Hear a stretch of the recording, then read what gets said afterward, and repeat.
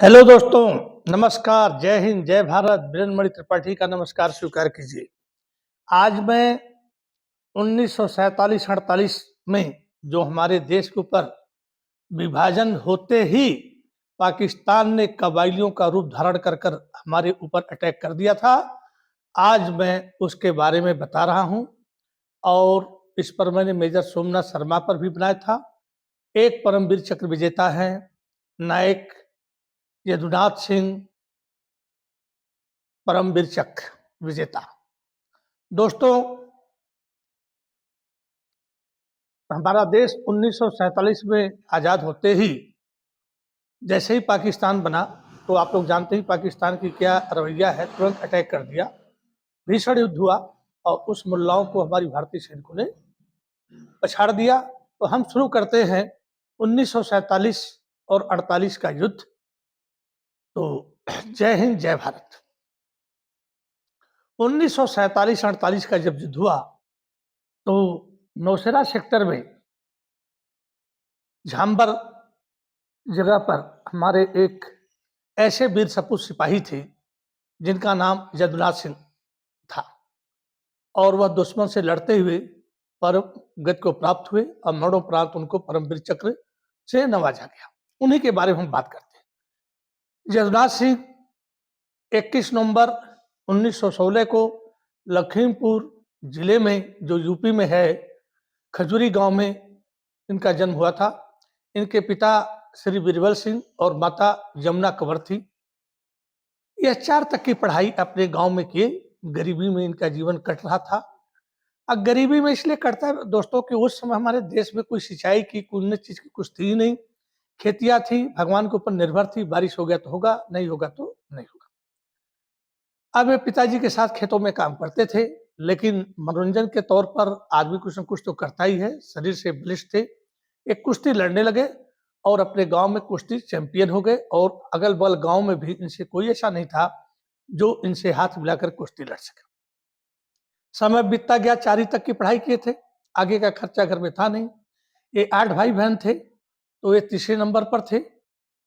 तो उनके ऊपर और कुछ जवाबदारियां आ गई। तो वो जो है 1941 21 नवंबर 1941 में ब्रिटिश राज्य के समय में सेना में भर्ती हो गई।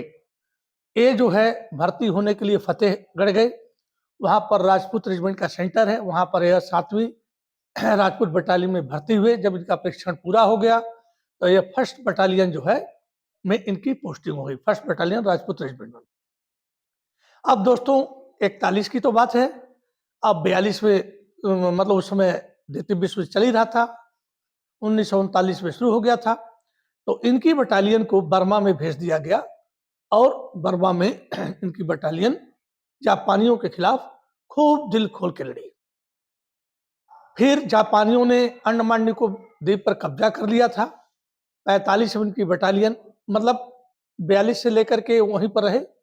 45 में अंडमान निकोबार द्वीप समूह पर जाकर के उनकी बटालियन ने अटैक किया।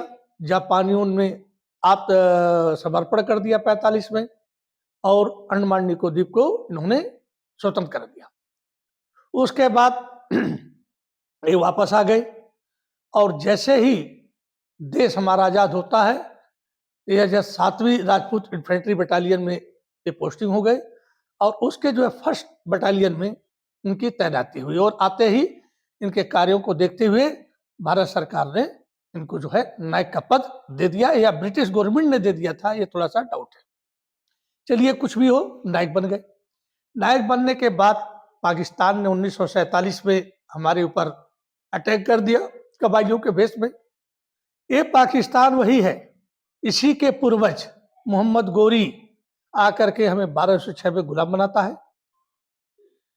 1526 में बाबर आकर के मुगलिया वंश को स्थापित करता है हमारे देश में, और 1600 में अंग्रेज आते हैं व्यापार के लिए। और 1757 और 1762-63 का जो युद्ध होता है, तो इसमें क्या है कि एक जो है बक्सर का युद्ध होता है, और एक प्लासी का युद्ध होता है। जिसमें हमारी जनता वहां पर सट्टा लगाती है। मैं नहीं कह रहा हूं, अटल बिहारी वाजपेयी ने कहा कि जब अंग्रेज और नवाब की सेना लड़ रही थी प्लासी का युद्ध में, तो हमारे भारतीय जो बंगाली दादा लोग थे वहां पर कहते थे अंग्रेज जितबो, एक कहता था नहीं नवाब जितबो। लेकिन अपने देश की तरफ से कोई एक पत्थर भी नहीं चलाया और आराम से अंग्रेज हमको गुलाम कर दिया। चलिए, तो हो गई पुरानी बात। 1526 में बाबर आया।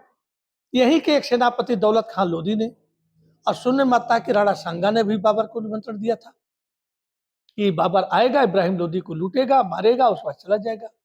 लेकिन ये लोग दूरगामी परिणाम नहीं सोचते। चलिए, ये भी कोई बात नहीं।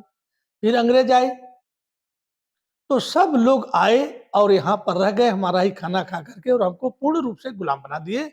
अंग्रेज बहुत लंबे साल तक हमारे साथ रहे। हम 642 साल टोटल गुलाम रहे। अब 1947 का आया समय, तो 1947 में जैसे ही हम आजाद हुए, तैसे कठमुल्ले पाकिस्तानी जो है यह सोचे कि हम भारत को जीत लेंगे। लेकिन कठमुल्ले भूल गए कि अब 1191-92 अब 1206 का भारत नहीं है। जब हमारे देश की रियासतें, राजाएं लोग बटे हुए थे, एक दूसरे से जलते थे। 1526 का भी भारत नहीं था कि बाबर आया और तराइन का युद्ध लड़ा, पानीपत का युद्ध लड़ा और हमारे ही देशवासियों को खाना पानी दिए। फिर अंग्रेजों का भी ये युद्ध नहीं था, प्लासी अब बक्सर का युद्ध। अब अखंड भारत का युद्ध था, मुल्लाओं से, पाकिस्तानियों से, कबाइलियों से। मुल्ला भूल गए कि अब उस भारत से हम नहीं लड़ रहे हैं जिससे हमारे पूर्वज लड़े थे। अभी एक नवनिर्मित भारत, अटक से कटक तक, कन्याकुमारी से कश्मीर तक भारत एक है। चाहे वो मद्रासी हो, पंजाबी हो, बिहारी हो, उड़िया हो, गुजराती हो, सारे लोग हिंदुस्तानी हैं। इसलिए इंदिरा गांधी ने गाना गाया था, सरहद पर मरने वाला हर वीर था भारतवासी। वो क्या कहते हैं, स्टेट वाइज में नहीं बटा था, वह पूरा सैनिक भारतवासी था। अब भारतवासी का इतिहास है, ये मरने से नहीं डरते हैं। चाहे हमारे छत्रपति शिवाजी को ले लीजिए, महाराणा प्रताप को ले लीजिए, वीर अब्दुल हमीद को ले लीजिए, जितने हमारे 21 परमवीर चक्र मिले हैं, महावीर चक्र मिले हैं, शौर्य चक्र मिला है, ये मौत से नहीं डरे। एक एल्बर्ट एक्का का देखिएगा, मैंने बनाया है, वह सीधे ही रेंगते हुए जाता है और पाकिस्तान के बैंकर में और ग्रेनेड फेंक देता है और चाकू से घोंप निकाल की भी लड़ाई लड़ता है। फिर एक बिल्डिंग में ग्रेनेड डालता है और एमएमजी का मुंह बंद कर देता है और मात्र यंग लौंडा है और देश के लिए समर्पित हो जाता है। उसको भी परमवीर चक्र मिला है। मैंने बनाया है एल्बर्ट एक्का की, पढ़िएगा कहानी। तो जब जैसे ही उन्होंने 47 में अटैक किया, हमारी सेना मूव की। दिसंबर में एक ऐसा स्कीम बनाया गया कि तंगधार को एक बेस बना दिया जाए और वहां पर ज्यादा से ज्यादा आर्मी हो और सप्लाई हो गोला बारूद का, और आगे की लड़ाई वहां से संचालित की जाए। लेकिन मौसम खराब होने के कारण बेस नहीं बन पाया। अब पाकिस्तानी जो है आगे बढ़ते रहे, तो नौशेरा के पास झांगर एक क्षेत्र है, वहां पर फर्स्ट बटालियन राजपूत की कमान संभाली गई और अग्रिम चौकी पर नायक जगन्नाथ सिंह अपने 9 सैनिकों के साथ चौकी नंबर 2 पर डट गए। 5:40 पर पाकिस्तानी हमारे पर अटैक किए। आप लोगों को पहले ही बताया हूं, अटैक होने से पहले आर्टिलरी का फायर आता है, तोपखाना जिसको कहते हैं, फिर मोटर्स का फायर करते हैं। ये जब फायर हो जाते हैं, क्योंकि इनके फायर होते ही जो भी जिसके ऊपर फायर होता है वो सब लोग अपने बैंकरों में छुप जाते हैं, क्योंकि जमीन पर होंगे तो उनके टुकड़े टुकड़े हो जाएंगे और बचने का कोई चांस नहीं। मैंने तोपखाने और मोटर्स का फायर अपने नजदीक देखा है। उसमें कुछ घायल भी हो गए और जब इनकी सेना मुल्लाओं की चली तो हमारे जवानों ने अपने बैंकर से अपनी बंदूकें निकाल करके, वही थी दोस्तों बोल्ट एक्शन 303, जो कभी आपने भी फौज में देखा, हमने तो चलाया है, हमारे एमसी में तो वही थी। एसएलआर तो डेमो के लिए थी, लेकिन बाद में एसएलआर मिली, लेकिन बेसिक ट्रेनिंग उसी की। एक ठाए ठाए ठाए मतलब बोल्ट को खींचिए, आगे कीजिए, दबाइए, जैसे पुलिस वाले को आप होमगार्ड के पास है। फिर एक एलएमजी होती थी और कार्बन होती थी। इससे इन्होंने जोरदार फायर किया। पाकिस्तान की सेना भाग चली। उसमें से कुछ बहुत से मारे गए, कुछ घायल हो गए। कुछ समय के बाद देखते हैं कि पहाड़ी जो वहां पर है, वहां पर कोहरा पड़ा हुआ था, लेकिन दिखाई दिया थोड़ा सा साफ होते कि बहुत से आदमी जो है उतर रहे पहाड़ी से। और दूसरे लहर जो है, मतलब दूसरा जो पाकिस्तानियों का आक्रमण था पहले से तेज था। इन्होंने अपने जवानों का हौसला बढ़ाया कि देखो मेरे वीर सपूतों, हम लड़ाई के मैदान में है, भारत माँ की रक्षा करना है, और यदि हम थोड़ा भी डर गए, डगमगा गए, तो ये हमें पाकिस्तानी छोड़ेंगे नहीं, और बुरी तरह से भी हमको मारेंगे, और अरेस्ट कर लिए तो लात घूसों से मारकर हमारी आंखें वगैरह सब कुछ निकालेंगे। इसलिए जब तक एक गोली एक दुश्मन, और जब तक हमारे पास एक भी गोली होगी हम उसको चलाते रहेंगे, हार नहीं मानेंगे।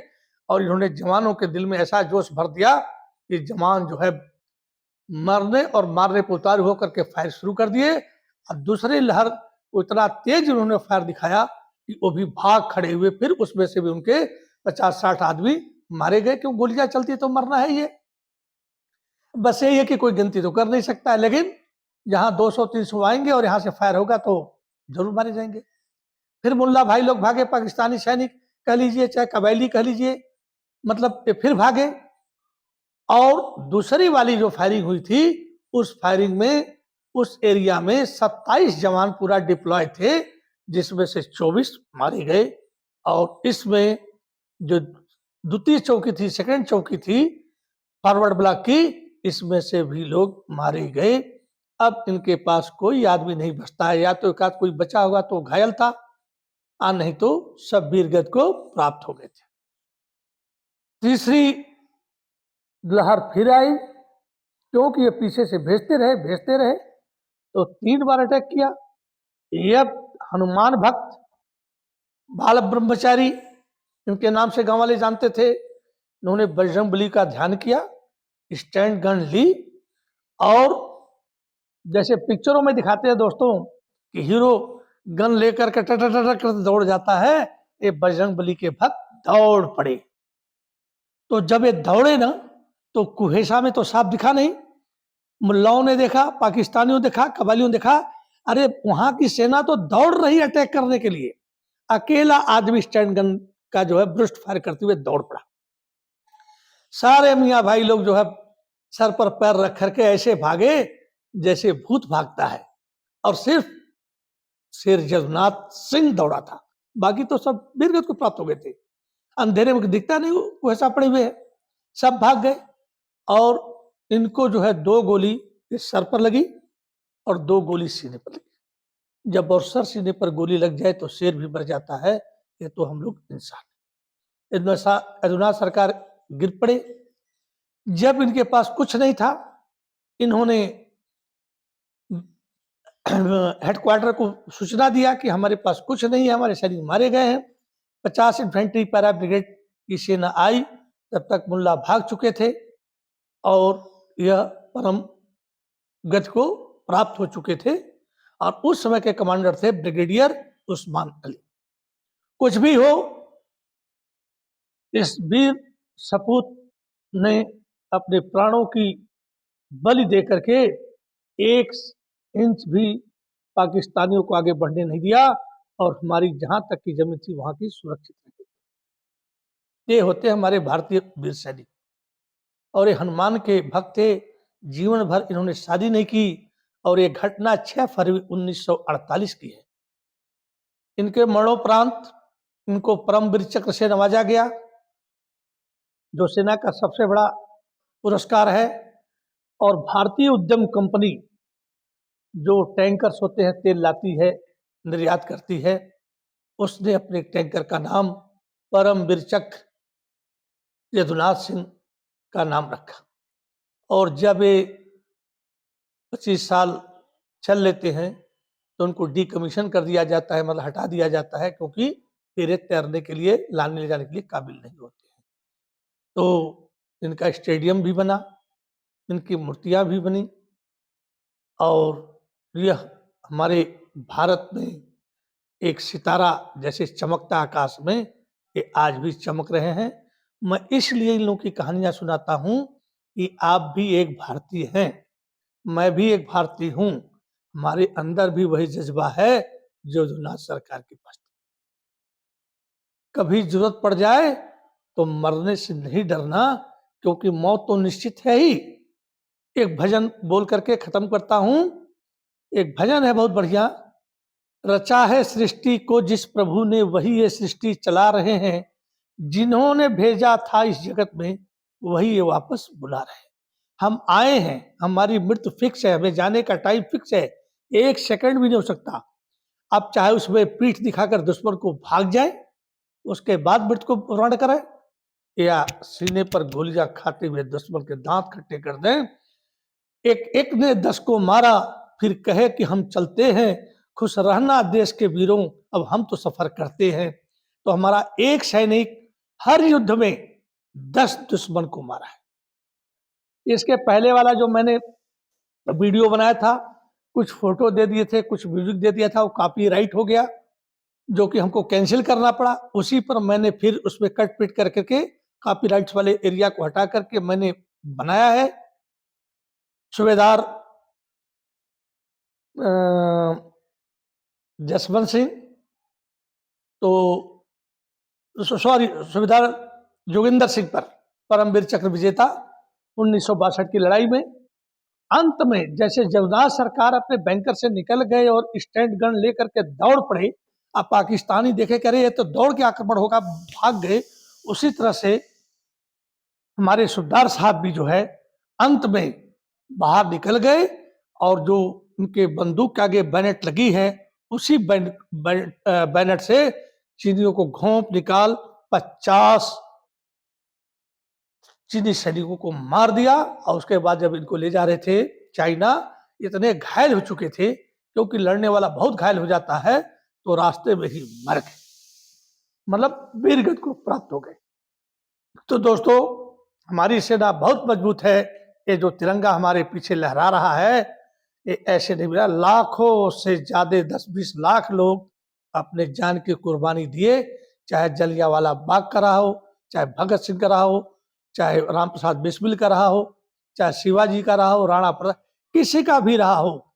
इस देश को आजाद कराने में इन्होंने अपने माँ बाप बीवी बच्चों का ख्याल नहीं किया और देश के लिए कुर्बान हो गए। ऐसे वीर सपूतों को मैं सत सत नमन करता हूं, अपने तरफ से भी और आपके तरफ से भी। और आप लोग हमारे चैनल को देखते रहिए, लाइक सब्सक्राइब शेयर करते रहिए। एक से एक वीर सपूतों का मैं आपको दिखाऊंगा, और आप लोग देखिए और उन वीर सपूतों को नमन कीजिए कि हे मेरे खुश रहना देश के वीरों, अब हम तो सफर करते हैं। आज जो ना होते तो आप चैन की सांस लेते, अंग्रेज गए ही नहीं होते, हम यहाँ वीडियो बना नहीं सकते। इसलिए थैंक यू, धन्यवाद, जय हिंद, जय भारत। इसकी मेजर सूबेदार जोगिंदर सिंह का जरूर आप लोग देख लीजिएगा, उसमें जो मैंने कट छट कर करके बनाया है, कुछ लोग देखे हैं, दोबारा देखिए। जय हिंद, जय भारत। थैंक यू दोस्तों।